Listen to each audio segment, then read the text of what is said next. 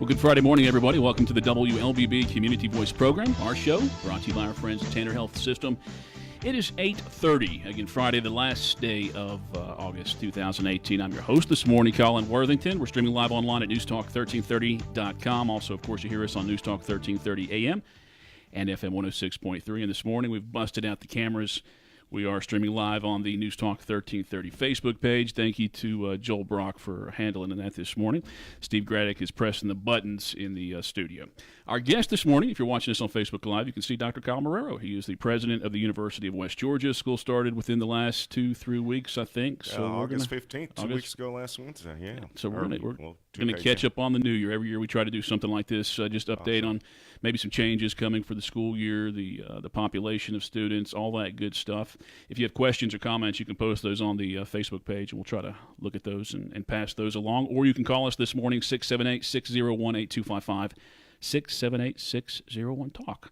Whew, finally. Good morning. Good. That was a great intro, man. You're good. You must be a professional. I may have done that 452 times here just in the last morning, couple of months Good morning, or so. everybody.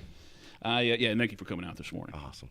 And I guess, first of all, let's talk about, again, schools did start here like in the last 2 or 3 weeks. 2 weeks, so, August 15th, record enrollment, 13,700 plus students. We'll have our final census data. We also have an October semester that adds that number, but we're going to be somewhere around 13,700 to 13,750. Give you an idea where that's come last 5 years from 11,900. So almost 2,000 students in growth over the last 5 years. And so that's been exciting for us. Growth is also an opportunity. It brings challenges at the same time. But for us, it's been awesome because with growth, what we can also look at is our student success indicators, because you want growth, but you want students to be successful along that way. And for us, from our key performance indicators that we track, all our data indicators, we have the highest entering freshman GPA in our history. Our test scores, SAT, ACT, are all above the 30-year average now, and we're trending up, which is awesome. Our record graduation rates, 4-year graduation rate, 5-year graduation rate, and we are 0.2 of a point away from record and 112-year 6-year graduation rate. And so for us as an institution, as we look forward to that, and record degrees conferred at the end of it, 2,659 this last year, all those trends in terms of growth and student success are headed in the right direction, so we're excited about that. Can you prepare every year for growth? Do you need to make changes every year? Is that just adding teachers? Faculty, thank you for that setup. We've hired 201 new faculty and staff in 5 years. 5 years, wow. Yeah, so that growth has been along that way. The challenges are the growth in terms of being able to cover all the courses, load, et cetera, with our faculty and our services around our students is always a year behind, because the actualization of that growth and the revenue it creates to produce the dollars for those positions don't come in your budget till one more year. So that's always the stress, and making sure we can serve all those students, provide an environment for them to be successful. Business and nursing, for whatever reason, I believe that business is one of the more popular classes at UWG or most attended. About 2,400 business majors. Nursing also, nursing, we have 800 pre-nursing majors trying to get into 150 spots at the upper division. That's incredibly competitive for us and a great program. College of Business, as you know, is going through another exciting opportunity in our new business building. We got the design money from the state. Thank you, Nathan Deal and our legislative delegation for their support. $1.7 million for the design. We've selected a design firm moving forward. We also got the largest gift in the history of the institution that'll name the new building this last spring, that commitment. And so we're working on a press release for that in the next few weeks. You can't tell us right now? I cannot, Colin, sorry, but I will. In a few weeks, we should be able to send that out and let everybody know, but that's exciting for us. And as we move forward with that building, the biology building now is open, a $25 million project. We also had incredible philanthropic support in that. Steve Adams helped us with that for 10,000 square foot addition besides the renovation. That's one of our largest majors. We have 900 biology majors, pre-med, that all feed things that feed into all the healthcare areas, so that's been a big area. But we are still known as the educator of educators. About over 50% of the school teachers in the 7-county region in West Georgia have degrees from the University of West Georgia. In fact, we have more superintendents in the state of Georgia have degrees from the University of West Georgia than any other institution in the state. And so, yeah, that's not my talking points there. I'm jumping around, but there you go. go. Well, I did see a points of pride sheet that was sent out about a week ago, and I think I noticed a couple of superintendents that were on that list, or maybe some people who were just pointed out. I was going to touch on them, but I mean, we had a former state school superintendent, right? UWG graduate. That's right. So yeah, not too shabby. Awesome times for us. How about new degrees this year? New degrees. What's with that growth also as we look at market, what's out there? What do we need to do to be producing workforce ready students? Holistically, everything that they're doing, not just the content rich knowledge of the classroom, but really prepared with those soft skills, those essential skills. So we have 3 new degrees that have been launched this year: 2 baccalaureate, Bachelor of Social and Behavioral Health, Bachelor of Science in Social and Behavioral Health. We actually worked with Tanner and Willowbrook, with our partners there, with Wayne Senfield, to make sure that degree at the end of the day would be a degree that got them ready with all the credentialing, everything they need to enter the behavioral hospital areas, etc. That's a big area for us, if you can understand both what's happening throughout our communities, throughout the United States in terms of mental and behavioral health and wellness. So that degree, we think we're going to have incredible success with our graduates. That launches started this fall. The other new degree for us is a Bachelor of Science in Interdisciplinary Studies. Easy for you to say, right? That one really creates a shell in a liberal arts form that has all the lower division curriculum that really builds around it, critical thinking, problem solving, holistic ideology. It's that liberal arts degree that you see at a private institution, liberal arts college. And then we're building in a 15 to 18 hour upper division specialization that moves at the speed of business. It could be technical writing, it could be film production, it could be cybersecurity. And so as we add this, we continually add that upper module within that shell so that we're continually producing within the housing of an already approved bachelor's degree those credentialing and areas of which we know sector and markets will need. And to give you an idea, I mean, just if we want to create a brand new degree, it takes about a year or 2 for us internally to get all that ready, submit that through our accreditation processes, Board of Regents. It could be as long as 3 years from idea to actually implementation, and then you're pumping out a graduate maybe 3 or 4 years after that. That's not the speed of business. So we wanted to create this shell, this outline that then could, within these specializations, to actually adapt quickly, feed to market, deliver to market, and then sunset when it's not needed anymore and add another specialization. So that's going to be a big area for us as we move forward. University of West Georgia President Dr. Kyle Marrero, our guest on this morning's Community Voice program. News Talk 1330, FM 106.3, also on Facebook Live this morning. So good morning to you guys tuning in to watch us here in the News Talk 1330 Studio A. We talked about some of the degrees, and here I thought I was going to bring a scoop and everything this morning, but you told me you guys already have your own version of this. Read last week that a couple of schools in Georgia in the university system this year, they're beginning what's called a nexus degree. Same idea. And what is yours called? And that's already going on now. Interdisciplinary study. So same thing. Same concept, same shell idea, where what you're doing within these nexus degrees is you're actually creating specializations, a number of about 18 hours of credits, 6 courses at that upper division that align, that are specializations. And here's what's key, and here's what I want your listeners to know is what we're doing is really reaching out to market, to industry, to job sectors, to our partners. What type of economic development do we want in this region? What type of job sectors? What can we do to help feed that? And they're pretty much, I don't say they're calling the shots, but they're saying this is what we need, so get a class that focuses on this in particular. Well, think about it. Right now, our competition is not necessarily the other 25 institutions in the university system of Georgia. It's the Amazons and Googles and the others that are heading into the education market that are looking at certificates, badging, ways in which to concierge deliver knowledge and training and certification for workforce to be able to go back into the workforce. And so for us, if we don't start working in that same type of speed, even beyond a baccalaureate degree, that we're really feeding that pipeline of ready workers in all sectors, not just with a whole ideology of a baccalaureate, master's, doctoral degrees, which we do incredibly well, but if we don't diversify into that marketplace, and that's what this Nexus degree does, that's what we're doing with interdisciplinary, and work at that speed, aligned with our employers to know what they need and want, then we won't be relevant. Well, that's starting in high school now. I guess the last several years. But I guess, is there ever a concern that, all right, we're preparing these kids now in high school for these jobs that they could probably just take after high school because they've gotten some college credit? Well, that's our education collaborative. That's the entire mantra and work, is that every 18-year-old in our county and our region will either be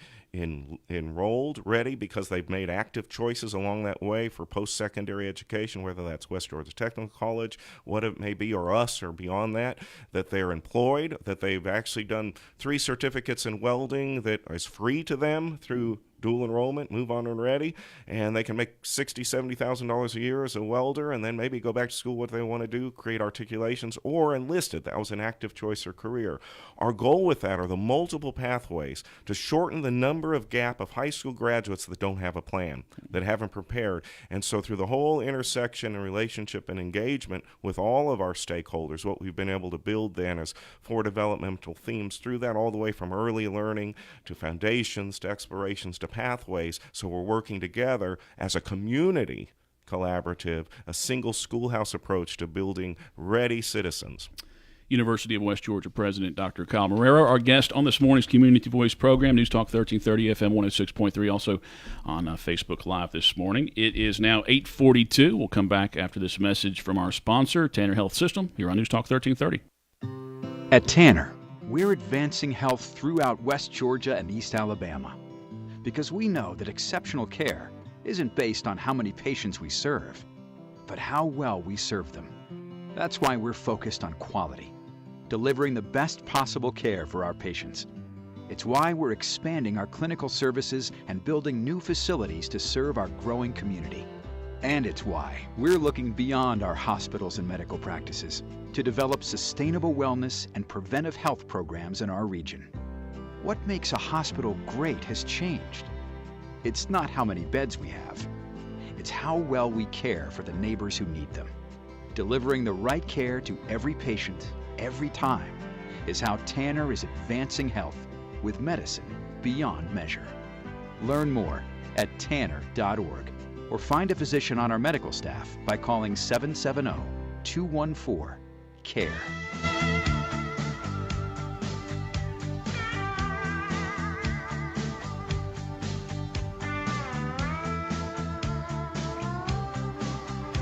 And welcome back to the WLBB Community Voice program, our show brought to you by Tanner Health System. It is now 8:43 on Friday. I'm your host, Colin Worthington. Our guest this morning, University of West Georgia President Dr. Kyle Marrero. And we're just 2 weeks into the beginning of the 2018-2019 school year. As we heard in the first segment, overall enrollment's up. Does that include undergraduate and graduate students? Are they up both? Well, that's what's been interesting for us. As we look at the entire state of Georgia, the Carl Vinson Institute and the University of Georgia does a demographic study in terms of population study, the number of graduates in the entire state that are coming out, 18-year-olds up through high school. We're flat this year. The next 3 years, there's a slight decline. So just the market itself of 18-year-olds coming up, first time in college, ready to come to what we would be University of West Georgia or one of our institutions in the state, that market, we'd have to capture more yield for that population to grow. So we pretty much stabilized right now and will do so for the next few years of the undergraduate student population. So we're pretty much flat, just a wobbling a little bit there, but solid and good, and our market capture has been exactly where it needs to be. Graduate students has been a target for us, and we've been incredibly successful that way. We're up over 300 graduate students in that. So our growth from 13,520 last fall to 13,750 or so, where we think we'll land by October, has been on the graduate side with about flat, just a tiny decline in undergraduate. But that's really what everybody's seeing across the system because of that population wobble for the next 3 years. By 2022, it goes back up. So it's just this cycle of this certain age group coming through and number of actual population base that comes through high school at that particular time. So just like any business, we're watching all those trends and understanding what our yield needs to be within all of our market sectors. We're also going after adult completers, so those non-traditional, coming back. That interdisciplinary degree is perfect because they can take some of their college credit, put that together, apply that, and then do a specialization at the upper division. So for us, as we see that growth, we're constantly looking at those sectors, those markets, those variables, and making sure that we're tapping into all of that. In And those the graduate classes that you guys do offer. How many students? I mean, I'm sure you're just going to pull a number out of the air, maybe a percentage guess. How many of those students get their undergraduate degree at University of West Georgia and then continue with that graduate That's a great course? question. I don't know that off the top of my head, but we do see a lot of students stay. Because I tell you, anybody you talk to who does get that graduate degree, and you look at their resume, it does seem like they started someplace else and they went to someplace else. I don't know if that's for a different experience or maybe sometimes the school doesn't. Well, of offer. our, we have about 25 master's programs, 5 doctoral programs. We just started a new EDD and higher education administration. With that, we have about 2,700 students, 2,600 graduate students, and so many of those, in fact, about 1,700 of those are online. So we're leaders in online education. 13 of our graduate programs are fully online, and so we're seeing continued growth there. At an undergraduate level, we have about 1,100 undergraduate students that are fully online out of our student population. And for us, that's a continued market growth. Just like any business, we've diversified. Face-to-face, traditional environment, the full accoutrement of everything that we can have with athletics, student, government, everything. I know I'm trying. I think I just made that up. So I hope I didn't say anything offensive to anybody there in some fashion of broken French. But well, you talk about, and honestly, I think Colton Campbell or Jamie Bowers or Julie Linebeck sends out a press release once a week that mentions some award that university has received or some recognition, whether it's from a magazine or anything like that. Talk about some of those. Well, sure. We're one of the College of Distinctions in the United States. We have 5 programs in U.S. News and World Report that are in the top 100 in U.S. News and World Report. Do those things, when potential students see those and parents see those, do they reference those? They matter. They matter particularly to any of our international prospect students, and certainly to our out-of-state. In-state, they're aware. They know the quality of the programs, the reputation. Those are validation indicators. We have no control whether we get those type of awards or acknowledgments, but they come, they validate the level, the accomplishment of the graduates beyond our doors. Early childhood education was the program of the year in the university system of Georgia this year. We have 42 programs of study, or departments that would be eligible. We have over 88 programs, actually, holistically, but 42 departments that would be eligible for that award times 25 other institutions. Ours was the #1 in the entire university system of Georgia, early childhood education. 2 years ago, mass communications was the program of year in the entire university system of Georgia. So in the Why last aren't those students 3 getting years, into radio, Doc? Well, they are. We got them. We got them running around. Yeah, but it's so. It is the best time. I think our growth, our student success, who we are, what we are, where we're headed, it's been an exciting ride for us, and we're continuing on the rise in motion at the University of West Georgia. You had mentioned international students. I remember reading a story maybe within the last 2 months. Are we seeing less numbers of international students even come to attempt to come to college in America right now? I mean, it's like during this presidency, there's concerns and maybe there's more. We haven't seen that directly with us because most of ours are direct partnerships. They're either a 3+1 where they come and they complete their baccalaureate, or they're established partnerships that have been long running. So that trust, that relationship is there. So we really haven't seen a dip in overall population. Those that are trying to go out and venture and excel that market are probably seeing some of those concerns. See more. Okay. Yeah. Dr. Kyle Marrero, our guest on this morning's Community Voice program. He is the president of the University of West Georgia. 6-7 years now? Just started my 6th year. 6th year. It's flown. It's wonderful, and what a blessing to be part of this community. We just love it. We love it. We're going to take our second break right now, just about 10 minutes before 9 o'clock on this Friday morning. Community Voice brought to you by Tanner Health System on News Talk 1330, FM 106.3, and this morning we're streaming live on the News Talk 1330 Facebook page. More after this. At Tanner, we're advancing health throughout West Georgia and East Alabama.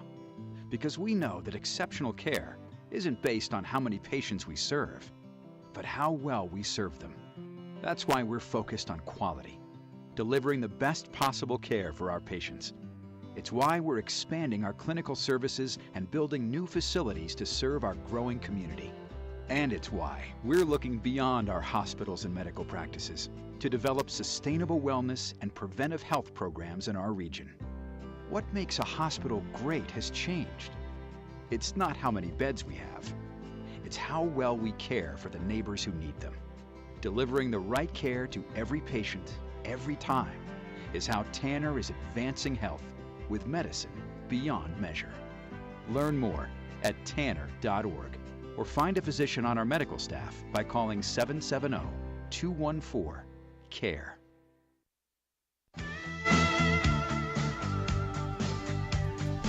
10 minutes before 9 o'clock on this Friday morning. I'm your host for this morning's Community Voice, Colin Worthington. Our guest is University of West Georgia President Dr. Kyle Marrero. And if you missed any of our program, it'll be posted on our website, newstalk1330.com, once this is complete. And, of course, you can go back and watch it on our Facebook page. The entire interview will be up there as well, as it is streaming live right now. Tuition, always an interest for parents every year. Was there a raise in tuition this year? 0% tuition increase this year in base tuition. And for us, if we look and at that's determined by the Board of Regents, though, right? Correct. For the entire university system. They make that decision usually in April of each year as you head into the next academic year. Our average over the last 5 years has been about 1.7%. And of the last 3 years, 2 of the years have had zero base tuition increases. So for us, affordability, financial access is critical. Our student population at the undergraduate level, 50% are Pell eligible, which means on the national level and the eligibility standards of Pell eligibility, a family of 4, family household income of $25,000 or less. About 78% of our students are federal financial loan subsidy eligible or Pell eligible, which means on that level of being eligible for that type of program federally, you need a family of 4 with an income of $35,000 or less. So for us and first generation, 40% of our students are first in their family to attend college. So financial access, affordability is critical because that's the intersection of being able to actually obtain, continue, progress, and graduate through their studies and finish a degree and elevate the socioeconomic class opportunity for their entire family generationally. So for us, that's critical. Price and ability to deliver high quality and balancing those two sectors. So we've done a big fundraising campaign. In fact, we're in our first capital campaign in the history of the University of West Georgia. To date, we've raised $38 million in gifts and pledges towards a $50 million goal, and we're well on our way. That campaign will go through December 31st, 2020. We'll exceed $50 million. We're confident of that. Record scholarships awarded, $1.6 million last year. And then we have a special program called GAP, which is that last dollar. At the time we have to drop for non-payment, we go through and we look through those students that still have some type of balance that qualified for need-based funding from the federal government, and we go through there and we raise money at our scholarship gala during homecoming, October 20th.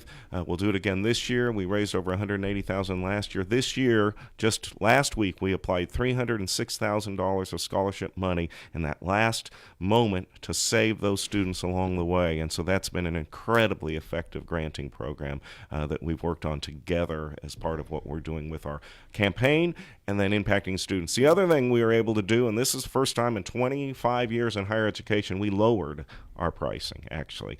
For tuition for undergraduate online curriculum, we have a differential above base tuition that they pay. We lowered that by 33%. We're going to lower it another 33% next July and then zero it out by the third year.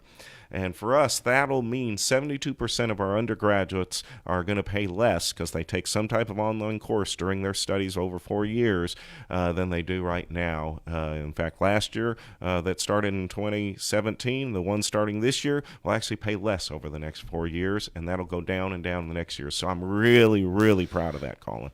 Are every scholarship that is available? I read a lot about the scholarships that are available. I mean, I don't want to belittle it, but sometimes blue-eyed and left-handed scholarship.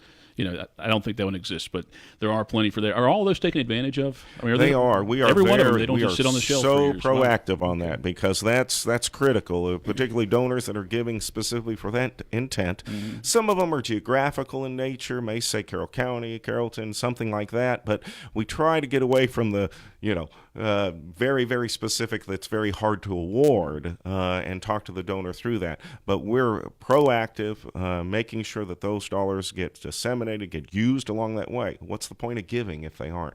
And for us, I don't know the percentage, but we're really active in making sure all those dollars actually get to the students that need them. Good. University, the football first game of the football season is tomorrow. Saturday. That I would expect that probably gets the most former graduates to come out, other than homecoming. which will be about, 5 weeks? Yeah, from now? homecoming October 18 to 20. A-Day started this week. Officially, we had our kickoff, and so our fundraising efforts specific to scholarships all aligned all together with football season in the fall, culminating in homecoming week, which will have a ton of events, roller skating, a parade, bonfire in the middle of Love Valley, 5K run for those of you, and a fun run around that, and then culminating in the football game on the 20th against West Alabama, which is going to be a very good team. So that's not a gimme game. So we're going to be serious about that one. And then the gala that night, where we'll announce our total amount of dollars raised for A-Day and then also for the gala itself. So lots going on. But for us, athletics is really our front porch. It's our connection to community. I'm excited about the season. Football, we're ranked 19th preseason. We think we're going to go into postseason. We have a new volleyball coach who we have great hopes with them. Soccer coach in her second year, who's awesome. But new basketball coach. We think this year could be a breakout. We could have 3 or 4 or 5 teams in postseason play. So hang on, Wolves fans. This is going to be the year. We're ready. Dr. Kyle Marrero, our guest, as we wrap up our program this morning. We have about 4 minutes left. Is there anything that you want to make sure we touch on? Anything you want to point out that's coming up in this school year? Sure, a couple things. We're really focusing this year on what we call community engagement. In fact, we're going to be applying for the Carnegie application for a community engaged institution. That only comes along every 5 years. It takes a full 8 or 10 months once we submit in April of 2019 to find out if we got that designation. But what it really means is we're actively engaged in mutually beneficial partnerships to elevate an entire community, everything from social services to volunteering to research to economic development across the entire spectrum of those opportunities. And so we spent an entire day last Friday, in fact, workshopping and going through, inventorying all the things we do, prioritizing them, looking at what's really important. We have to have legacy systems around, and then the things that we need to be doing. Part of that is really elevating holistically, and I'm working with our community partners, city, county, chamber, development authority, Carroll Tomorrow, all together to come together and really talk about what does 5 to 10 years look like here for our region, for Carrollton, for Carroll County. How do we all come together as the major employers and look at that directional ideology of who and what we want to be, our land use, our educational obtainment, all those benchmark indicators as a community that we want to see continue to elevate. How do we leverage that partnership together? And so we're going to be working really hard this next year to build that up, link arms with all of our partners, and make a difference. We're calling it, as we grow, we want to then impact our community in a positive way together. Not to tell them what to do, but say, what can we do to help? Dr. Kyle Marrero, our guest on this morning's Community Voice. About 2 minutes left. The city of Carrollton, they're improving some corridors in the area. They did Northport, which is Bankhead awesome. Highway did that big plan. I think their next one is Maple. Well, they're going to come up, I think, close to our border there at the McDonald's, and then we're going to be talking to each other about what we can do on Maple Street there in partnership. They've been great partners. Tim Grizzard, the whole city together. The fire station on that corner of Lovern and Brumbelow had the opening yesterday. I was able to go by. They just did a beautiful job with that, and that was a wonderful partnership. We're looking at other opportunities to develop further in our West Campus athletic complex there, and so we're in talks about the fire training station, acquiring that land so we can put a track and a tennis complex there, and so for both of us, we're together working to ensure that we're building a community that people want to live, have a vibrant life, quality of life, educational attainment, job sectors, the whole gamut. And so that partnership has to exist. So they've been great. Well, a half hour is not long enough for us to talk here. There's plenty of things, and I hope we crammed a lot in there in that half hour, and you got a lot of information out that you wanted to talk about as well. But thank you for coming out this morning. Awesome. And if you have questions along the way from your viewers, send them to us. We'll answer them back in writing, whatever, share however we can, so that any questions along that way, we want to be respondent to our community, make sure that we're answering the questions that they may have about what we're doing, where we're headed as a university. We'll have a successful semester. Thank you, sir. And thank you for tuning in this morning. Community Voice brought to you by Tanner Health System here on News Talk 1330, FM 106.3. Have a great weekend.